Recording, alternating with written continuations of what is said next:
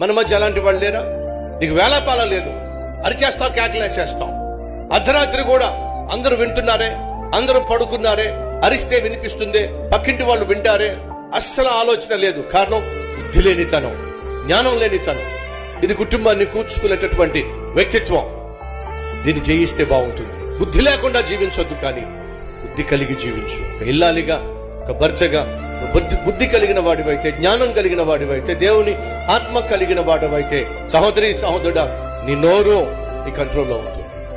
పట్టణమును స్వాధీనపరుచుకున్న కంటే తన ఆత్మను, తన ఆవేశాన్ని, కోపాన్ని స్వాధీనపరుచుకొనగలవాడే గొప్ప వ్యక్తి. సహోదరి సహోదరులు, జ్ఞానం కలిగి జీవించండి. జ్ఞానంతో కుటుంబాన్ని కట్టండి.